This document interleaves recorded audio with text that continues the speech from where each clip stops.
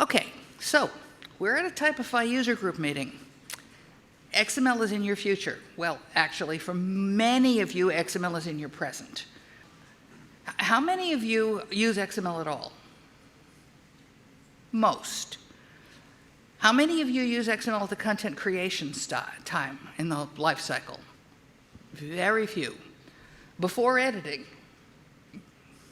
only the ones who were already using it at creation.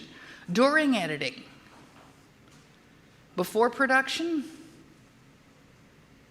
after production. So some of you do make your entire publications and then you slap XML on the end. Okay, I have a prediction.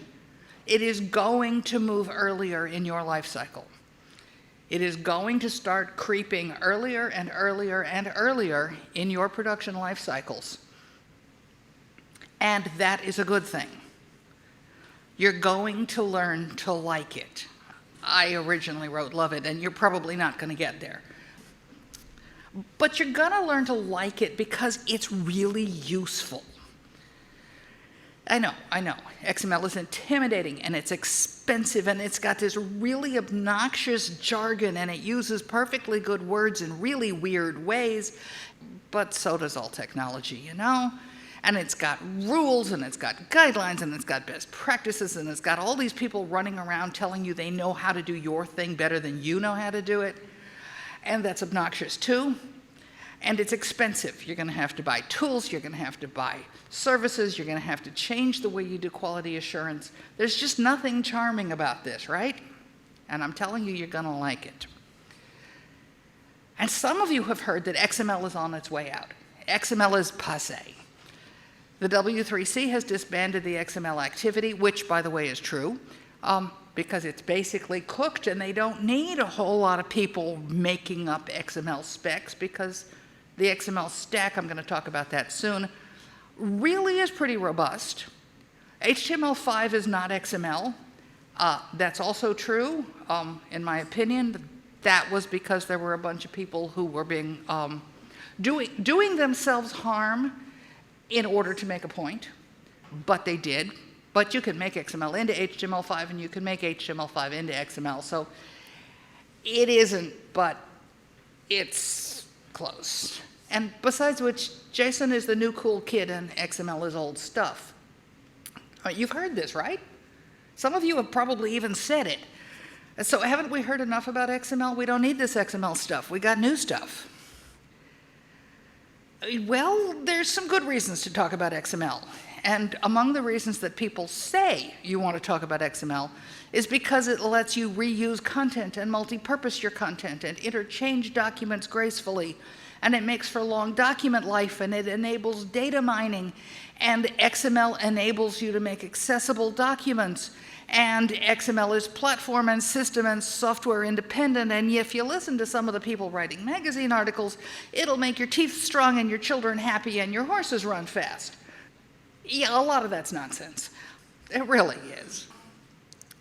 But XML, let's talk about markup, because XML is a syntax for markup. Markup is the additional stuff added to your text to say where something is or what it is. Here's where something begins and here's where it ends. It tells you what the name of the person speaking is, and it tells you that it's a name or a company. This is XML markup in this example, and we're told that it's a really good idea. You know, most of those benefits of XML that I just mentioned are actually not about the XML. What they're really about is the descriptive markup. That is the markup that says, this is what this piece of information is.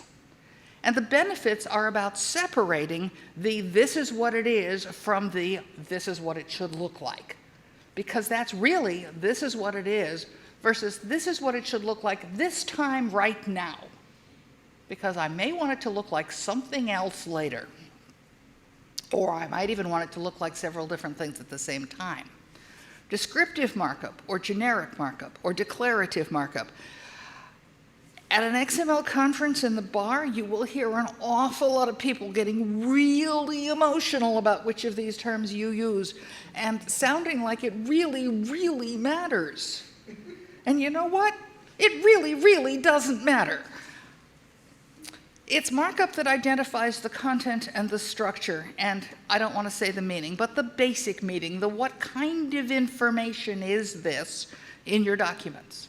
It's markup that does not identify a process. Don't tell me to make this thing blink. Don't tell me to make it display in my heads-up display in this particular way. Tell me it's a warning.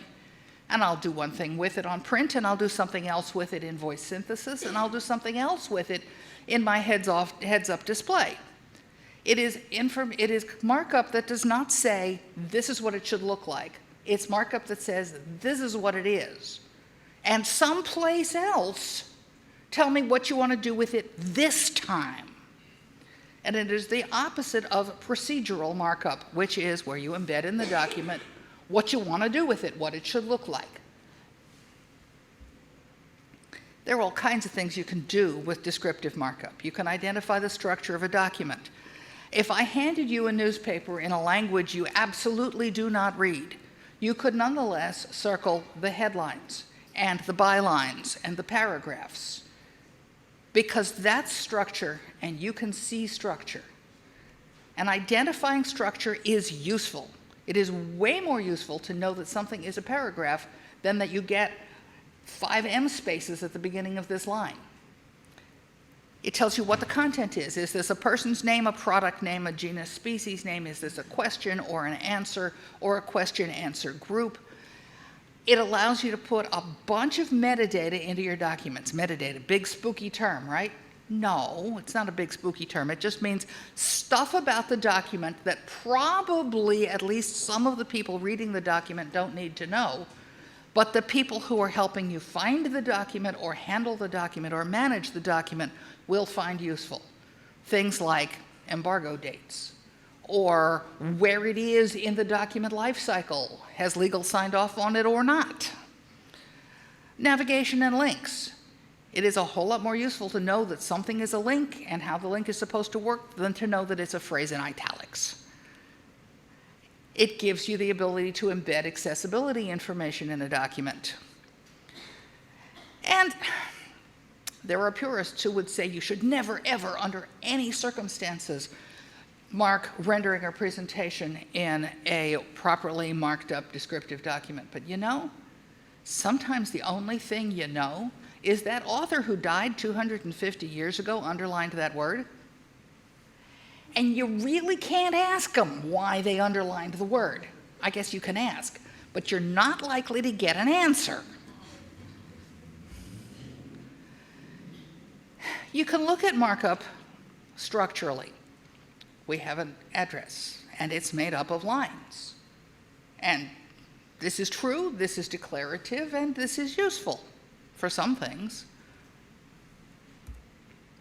But we could also look at it in a whole lot smarter way.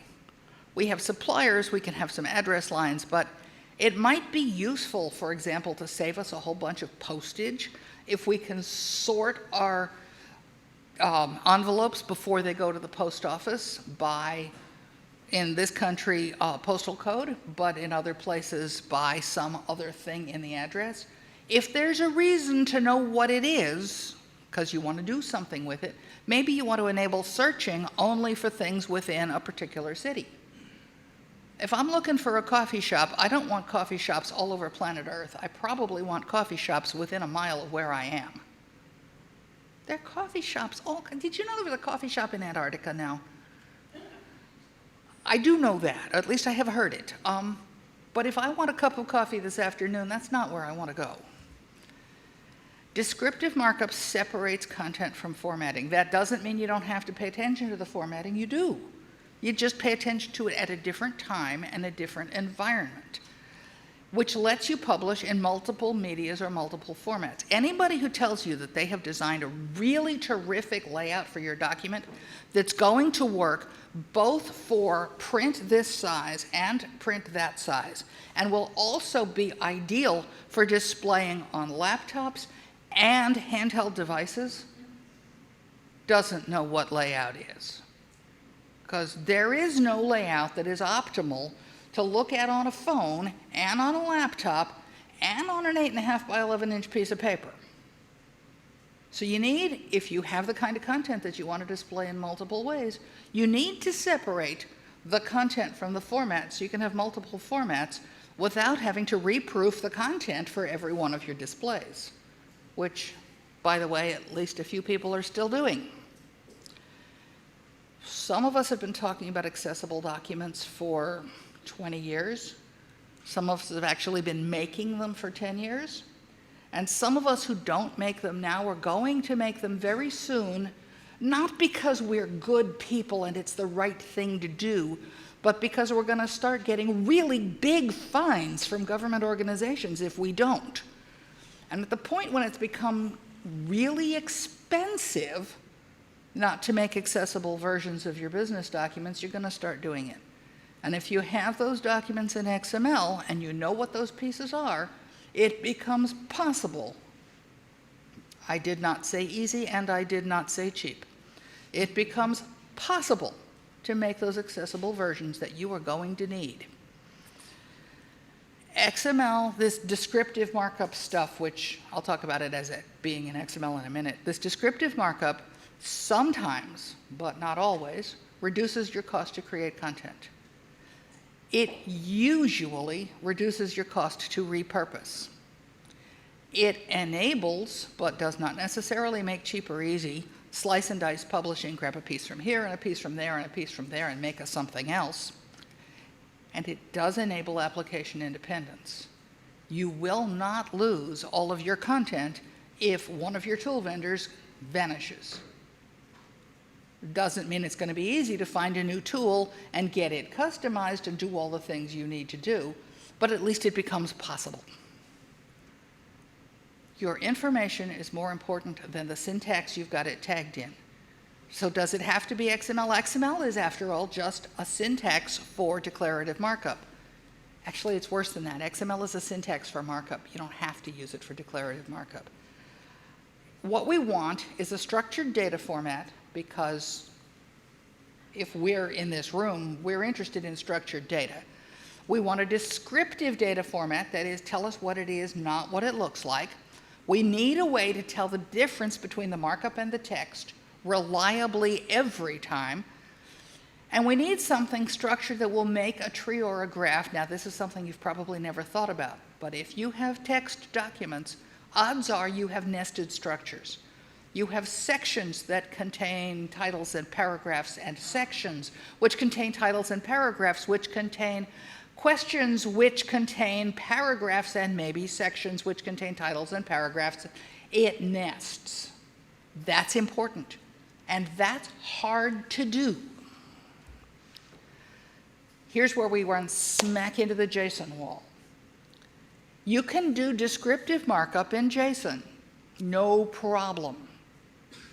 You can express the same thing, oh hush, go away, in XML. These are functionally equivalent. There are people who will tell you that the first one is much, much easier to read than the second one. I heard that yesterday. A person who I don't see in this room at this time, there he is, said, JSON is way easier to read than XML. To which I respond, yes it is, until it isn't. When it's this simple, it's pretty easy to read. XML is verbose. Yes, it is. It's really big. It requires start tags and end tags, and it requires a bunch of punctuation. JSON is compact. It has arrays. It has way less redundancy. You don't need all these end tags. It's just nicer when you have small amounts of predictable content. But you know, text is complicated. Structures can be long, sometimes very long. One of the things about people who work with text and who write test systems to process text is I work in an environment where not only do you not get to know what, for example, the longest chapter of a book is, you're not allowed to need to know. You have to have systems where you don't need to know the maximum length of it or the maximum level of nesting. Structures can be nested nearly infinitely, and they can float in other structures. You can have a paragraph with a whole bunch of words in it, and smack dab in the middle of that paragraph, not only can you have a phrase that is the name of a ship, and you need to know that, you could have a table smack dab in the middle of a paragraph. Or if you're the United States Congress and you have draft legislation, you can have a document in which inserted into the middle of the first word of text in the document is the entire text of a suggested replacement bill. Hideous? Yes. A real requirement? Also yes. XML and JSON have different best use cases. I'm not saying different absolute cases, but best use. XML is text friendly. It doesn't expect particular types or structures of text. It has no limit to the depth of nested elements. It works well with mixed content. Mixed content is the XML jargon term for when you have stuff floating around inside other stuff. You don't want to say, I can have a paragraph and all of the words in italic have to come first, followed by all of the words in bold, followed by all of the words that are neither bold nor italic. That's not text friendly. You want to say, I'm going to have a paragraph, and floating around inside it anywhere I want them are as many things as I want to identify as italic, or as many things as I want to identify as genus, species, names, or as many things as I want to identify as toothpaste components, or whatever it is you care about and want to identify. In XML, the markup starts and ends explicitly, and validation is built in. I'm pushing on JSON because it's the flavor du jour. Kind of like Flash was the flavor du jour 15 years ago. JSON is really cool. So was Flash, actually. JSON is really good for records and lists, for things where there's a series of them and you know what they are, and where the relationships are simple, and you don't have much, if any, mixed content. Ideally, none. Because it works really gracefully then, and things don't nest deeply. And it works pretty well for human eyes who've gotten used to it. It is possible to validate JSON, but it is not typically done. And the ways in which people validate it are a little ad hoc and a little quirky, and, well, sometimes they work better than others. I have been making the mistake in the last couple of minutes of saying XML when I meant descriptive markup, and saying descriptive markup in a couple of cases where I meant XML. Because, like most people who work in that world, I conflate the two. And that's just wrong. They are not the same thing. Descriptive markup is not necessarily in XML. It could be in JSON. It can be in SGML. It can be in, you make up the new language, and it'll work. And XML is not necessarily descriptive. SVG is an XML data format. Come to think of it, Microsoft Word under the covers is XML. It is no how, no way descriptive. But it is XML, and it is perfectly good XML if perfectly good XML means XML according to the XML specification. The XML specification says nothing about descriptive markup. So an XML tag that says 17-point Bodini bold as the text of the tag in the chicken lips is a perfectly good XML tag. It's not descriptive markup. XML is also really useful stuff. I don't want to say you don't want XML. XML is system and hardware independent. In 2019, that doesn't sound like as big a deal as perhaps it used to, but it still is. And in a room full of people, all of whom live with Microsoft Word, whether you like it or not, even there, you're not system and platform independent. Have you ever tried to take your Word documents and export them to another word processor? They mostly get there approximately most of the time, right? Have you ever tried to take stuff out of some other word processor and pour it into Word? It mostly gets there most of the time successfully, yeah, well, usually. Or even an old Microsoft Word document and open it in a new copy of Microsoft Word. And it mostly gets there correctly most of the time. But your XML documents are going to get from one XML tool to another XML tool to another XML tool correctly all of the time. Are you going to have formatting come with you? Probably not. Are you going to have extra validation come with you? Probably not. Are you going to have to do a lot of things to get the environment you like? Definitely. But you're not going to lose content. And that's a big deal if you're talking about long-lived content. If you're the program for the local community theater and all you really need to do is print one set of booklets and put it on your website for the next 4 weeks and you're never going to look at this stuff again, you don't need it. How many Typefi users are creating ephemeral content? Yeah, I didn't think so.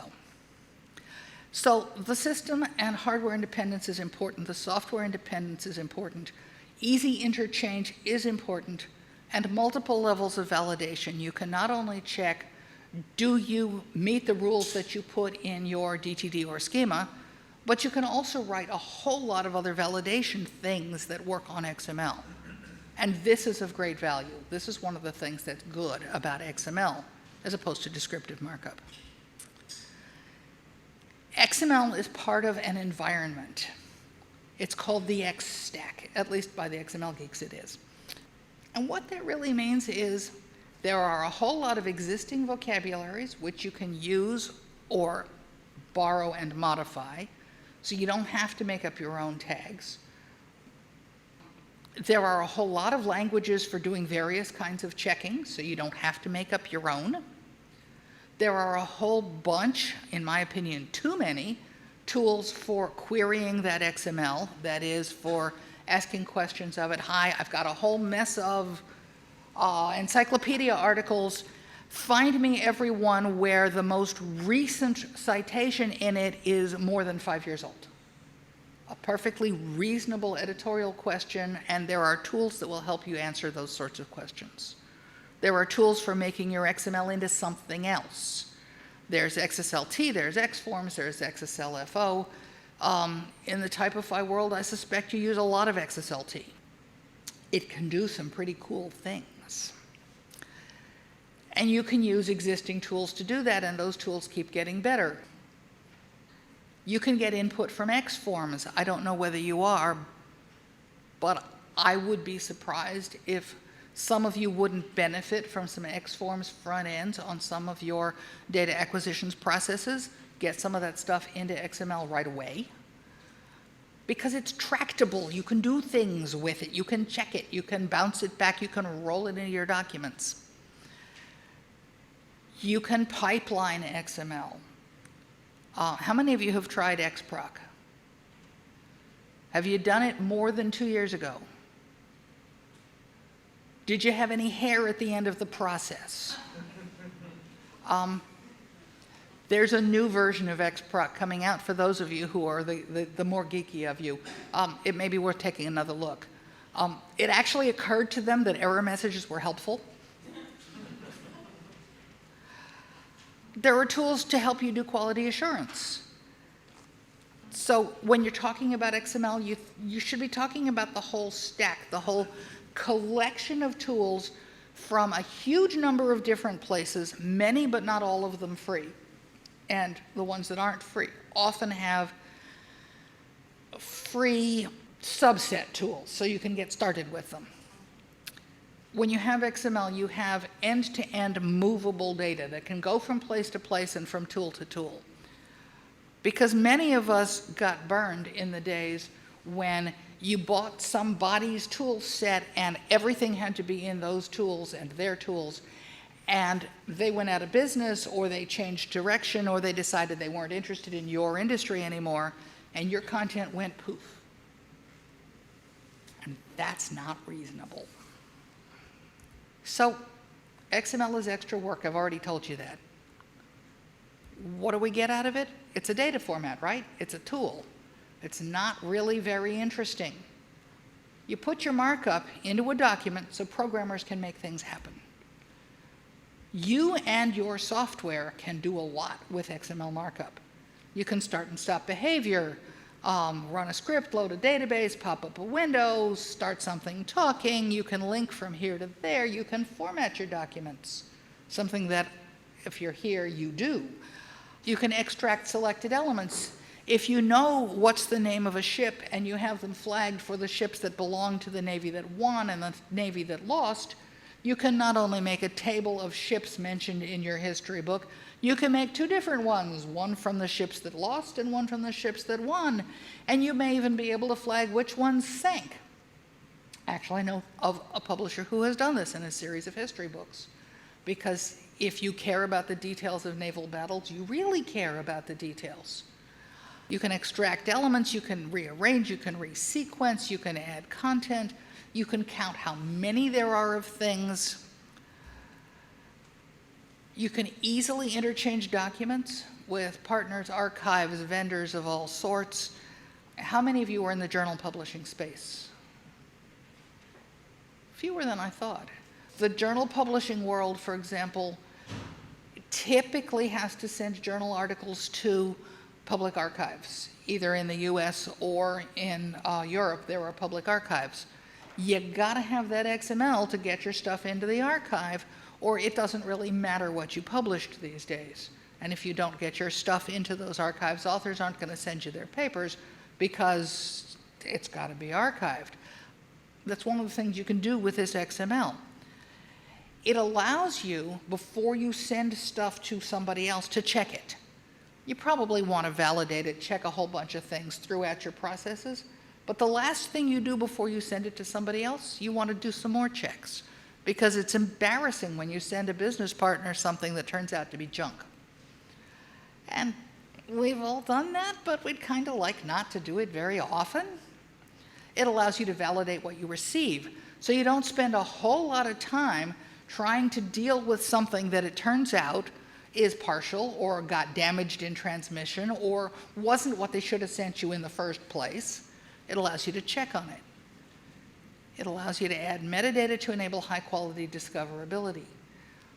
It is not uncommon for a publication, a book, a white paper, a standard, a journal article, not to actually have in its text some of the sort of common things to call the thing that you're talking about. A famous one that I actually saw years and years ago was a book about this thick about pitching that never included the word baseball. You know, there are other sports in which people pitch, and if somebody is looking for books about baseball, they probably do want it, and if they're looking for books about cricket, they probably don't. You need to add to make discoverability and to exclude things. It's also easy to make my XML into your XML or your XML into my XML. XML exists to make things happen, and perhaps most of all, to make what you need happen. There is always, absolutely always, a cheaper, faster, easier way to do anything that you can do with XML some other way. Any one thing that you want to do with that XML if you want to do it once. But if you want to do it more than once, you want to reuse it, or you want to do 2 things or 3 things or 750 things with this content, that investment is where it pays off. But if you're only going to do one thing, if you're printing invitations to a party, don't make an XML application. Because XML is about marking stuff up once and using it many times and making multiple products from it. Reusing the data, either all of it or part of it, many times. It lets you pass content around from one place to another. It lets your content live a long time. It lets communities agree on data content. If you're not going to be doing any of those things, you probably don't want XML. If you are going to be doing those things, whether you like it or not, you do want XML, because it's going to let you do semantically complex searching and reuse. Machine-to-machine communication, it allows you to make accessible content. By XML, what do I mean? I mean XML that is descriptive markup. XML that says what it is. Let's talk about a real example. The richer the document, the markup, the more descriptive your markup, the more you can do with it. How many of you remember bell codes and typesetting with systems with bell codes? You know what a bell code is? A bell code is something you embed in an electronic document that made a bell, a physical bell, ring on the operator's workstation so that the computer operator would do something physical to change something. And typesetting tapes used to have bell codes embedded in them when font families changed in the document. So you would have your document flowing along and the bell would ring and the operator would pull a card out of the machine and put in a different card so the photo typesetter would have a different set of fonts to use until the bell rang again and the operator came and pulled that card out and probably put the original one in, but maybe put in a different card. And this was photo typesetting in the early days, and it did work. Sorta, most of the time. Slowly.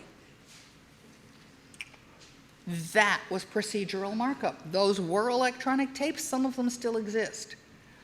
There also exists at least one system that I know of that still uses those same bell codes, but instead of having a bell ring and the operator go move a card, that's actually just a logical font change symbol, but nonetheless, indication.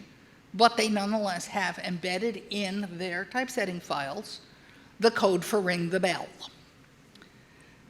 It can get a lot better than that. We can say start italic here and end italic there. And that is better than ring the bell on the operator's console.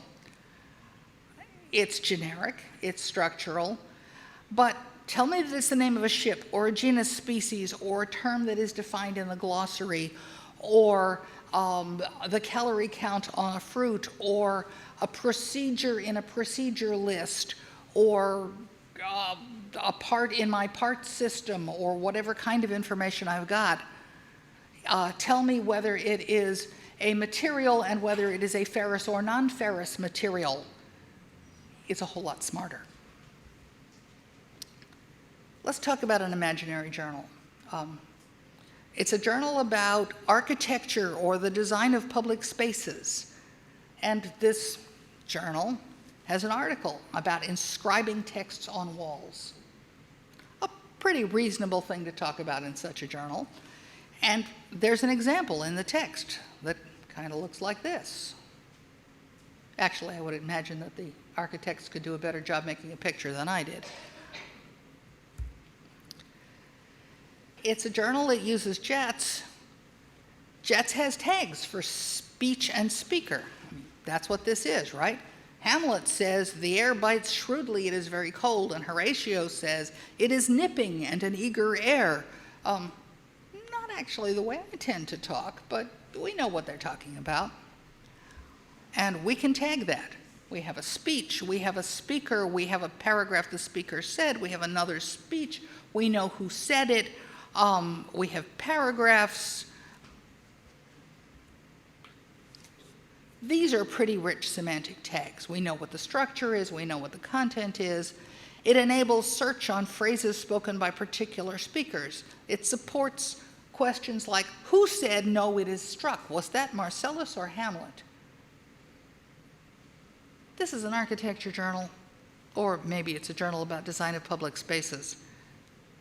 Should the publisher of an architecture journal support that requirement?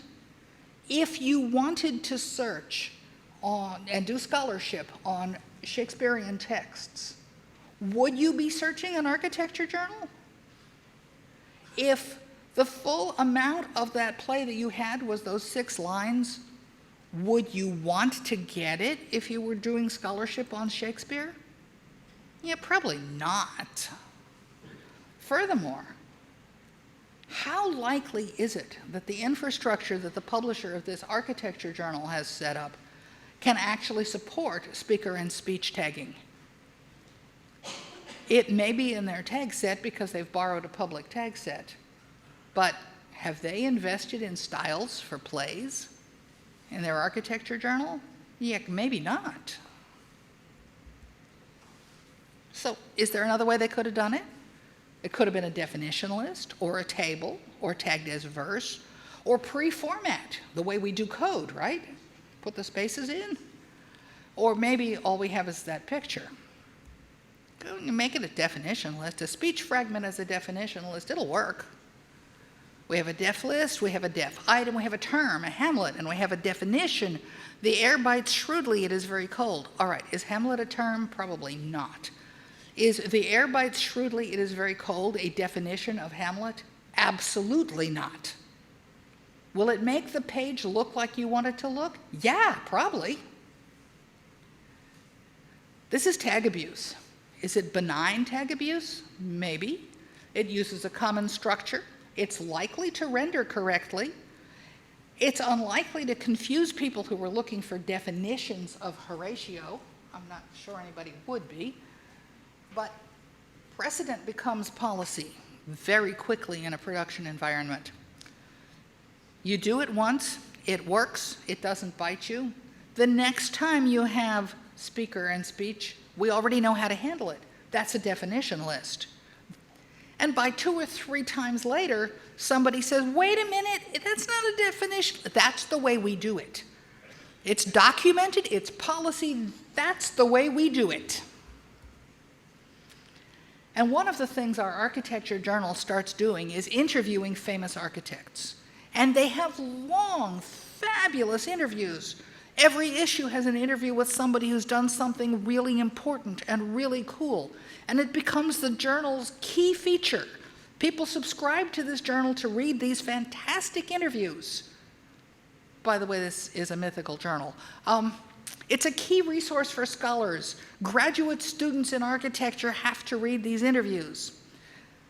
And the journal has a de facto policy of tagging speakers and speeches as definition lists. And although editorial is really excited about all these fantastic interviews, production doesn't care. Production doesn't pay any attention. They know how to tag it. It's a definition list. It makes the pages look right. It even looks okay on the website. And it makes it impossible for a user to search for what did that famous architect say as opposed to what has been said about the famous architect. Because all you can do is look for the person's name. So what am I saying? Your XML, your descriptive markup XML, will live longer than proprietary markup. Oh, for that matter, any XML will. XML is just longer lived than the stuff that the guys who wrote Joe's word processor invented back in the day when everybody and his cousin wrote their own word processor. And those days weren't all that long ago. It is better suited for text than JSON or Markdown or whatever the markup du jour is. Thank you, spell checker, for that capital D.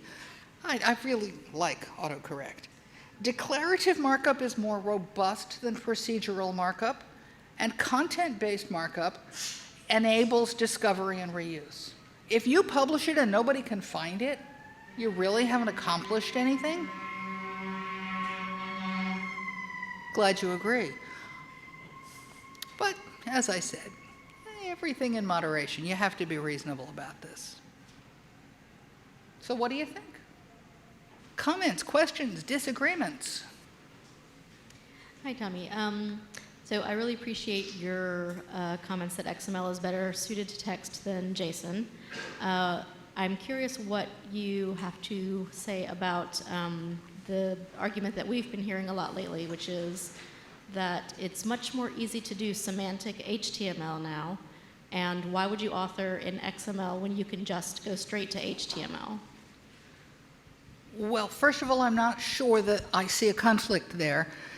If you want your HTML to be tractable and to be able to use the current tools, your HTML will be XML. HTML is a tag set, and if it's a tag set that's rich enough to meet your needs, that's cool. But if you still want to be able to use all the rich query tools, your HTML will be XML. And that's going to work for you anytime where either you can put all of the smarts into data attributes on your HTML, which makes things like authoring tools that are going to prompt you a little harder, but it works, or you really have data where the HTML meets the need. I have no problem with that at all. What I find people doing in real life is starting saying we're just going to use HTML, and then they find there are a few things that they really care about. So they stick data attributes on spans so that they can identify the type of fruit mentioned in text or the intended audience for a particular section of the document. And when they have one or two of those, it actually works really well. And when they start having 15 or 20 of them, they find themselves trying to scratch their ears with their elbows because the authoring tools don't help them very well get those data attributes onto their HTML, and they find themselves wanting to add tags to the HTML so that they can easily identify the things they care about, and they just kind of slide themselves from HTML into XML that is customized to meet their needs. And that's a perfectly good path in.